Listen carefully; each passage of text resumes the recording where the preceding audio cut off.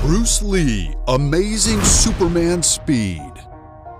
I'm sure we have all seen clips of Bruce Lee kicking, punching, and throwing people all over the place. As we all know, Bruce Lee is one of the most famous actors to ever live. My last name is Lee, Bruce Lee. It is no doubt that Bruce earned most of his fame through movies, but he was much more than that.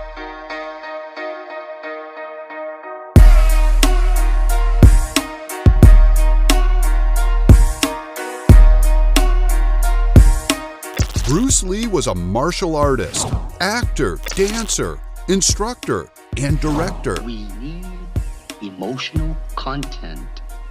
The man was even a philosopher and had his own idea about what life is. Today, though, we are going to stick with the basics and see who Bruce Lee was, and, most importantly, why his speed is famous all over the world. But before we continue, go check out KNS TV Sports YouTube channel for brutal boxing videos. You won't regret it.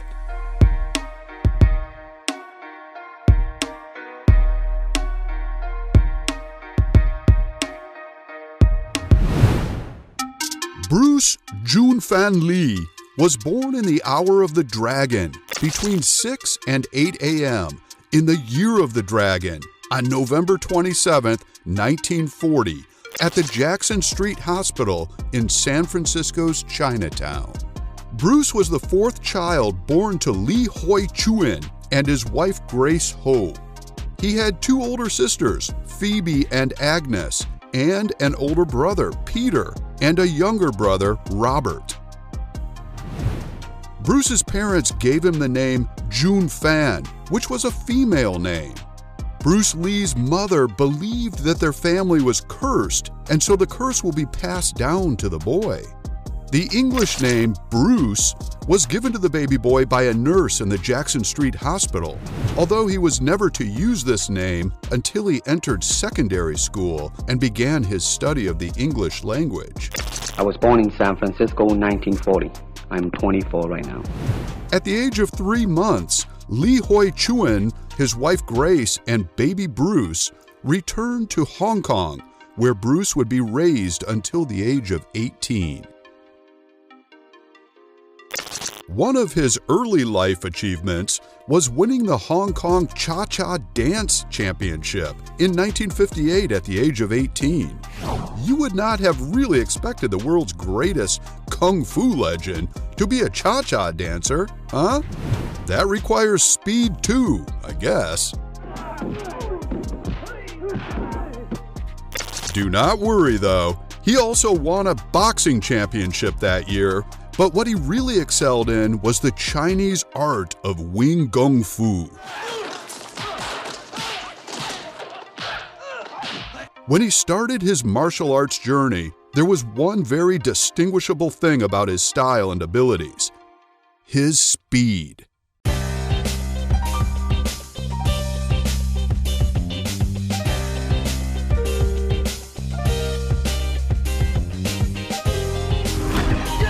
Bruce Lee could punch in 5/10 of a second from the distance of 1 meter, and in an 1/8 of a second, he could strike from 1.5 meters. Bruce was so fast that while recording the Green Hornet TV show, Bruce Lee was too fast for the producers. It is the norm to speed up the fighting scene so that the moves are consistent, but in this instance, it was the exact opposite. Bruce was too fast for the camera frames to make sense of what was happening. The producers had to ask Bruce Lee to slow down. Even after that, the final product was still blurry. Bruce Lee's forte was the famous 1-inch punch. From a single inch away, Lee was able to muster an explosive blow that could knock opponents clean off the ground. Lee mastered it, and fans worldwide absolutely adored it. The seemingly lightweight attack belied the fact that Lee's punches came at you at speeds of up to 118 miles per hour, the equivalent of a high-speed train hitting you on a fist-sized area. Let's try and understand this legendary punch. As Lee's shoulder bolts ahead, his arm gets to work. The swift and simultaneous extension of his elbow drives his fist forward. For a final flourish, flicking his wrist just before impact may further increase the fist velocity. Once the punch lands on target, Lee pulls back almost immediately. This shortens the impact time of his blow, which compresses the force and makes it all the more powerful. By the time the 1-inch punch has made contact with its target, Lee has combined the power of some of the biggest muscles in his body into a tiny area of force. But while the 1-inch punch is built upon the explosive power of multiple muscles, Bruce Lee's muscles are actually not the most important engine behind the blow. Because the punch happens over such a short amount of time, Lee has to synchronize each segment of the jab, his twisting hip, extending knees, and thrusting shoulder, elbow, and wrist with incredible accuracy. Furthermore, each joint in Lee's body has a single moment of peak acceleration, and to get maximum juice out of the move, Lee must layer his movements so that each period of peak acceleration follows the last one instantly. So coordination is the key, and that's where neuroscience comes in.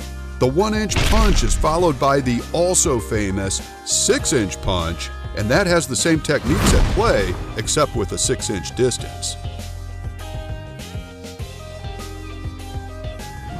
It is not just the 1-inch punch that is famous, though. Bruce Lee holds some world records of speed, which include a number of fast knockouts, too. Among his records is the most consistent knockout at just 18.6 seconds. He also boasts the fastest knockout from a punch in 3.2 seconds. The fastest knockout kick at 86 miles per hour is also a record he firmly holds under his belt. The fastest knockout, 1.2 seconds, as well as 9 punches in 1 second, making a punch every 1/9 of a second. Lee could easily kick 6 times in just 1 second. Moreover, his signature move of skip sidekick had the capacity to push a 200-pound man over 20 meters away. So it really should not come as a surprise that Lee was in really good shape. In fact, according to the present data, Lee could, in one go, do 1,500 push-ups with both hands, 400 with one hand, 200 with 2 fingers, and 100 push-ups with just the thumb. Lee opened his first martial arts studio in Seattle, which he called the Lee Jun Fan Kung Fu Institute. Here, Lee started developing his own martial arts style named Jeet Kune Do, a system of fighting that abandons the rigidity of established forms and places an emphasis on practicality, flexibility, efficiency, speed, and physique.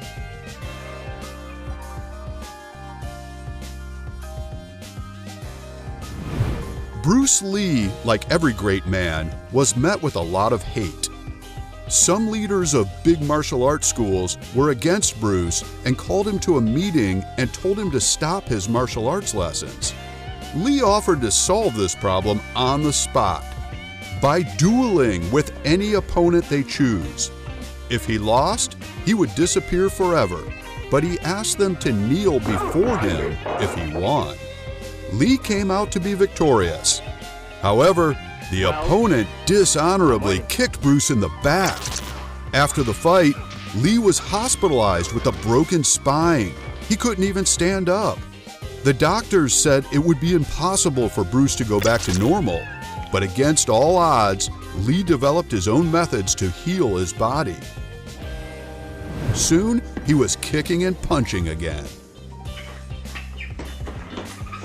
Hardly anyone would think of Bruce Lee as a poet or philosopher, but that's exactly what he was. He studied poetry and philosophy in school and was even published several times. While studying at the University of Washington, he focused his studies on Asian and Western philosophy, incorporating elements of Jiddu, Buddhism, Taoism, and Krishnamurti. This helped him better understand himself and how he and his martial arts were more of a method of self-expression of his philosophy than anything else. And I am pretty sure you have heard his famous water speech. I said, empty your mind. Be formless, shapeless, like water.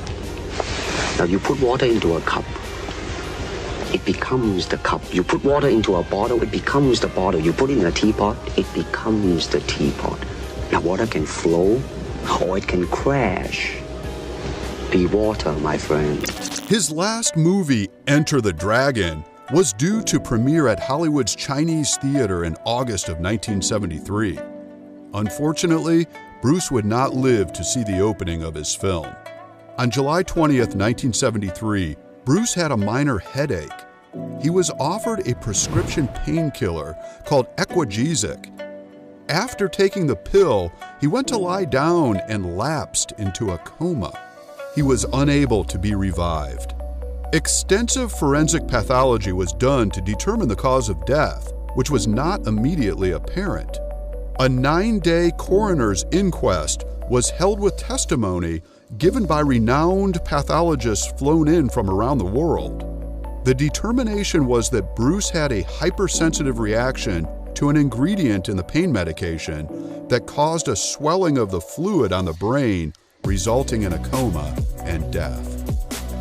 The world lost a brilliant star and a beloved human being that day.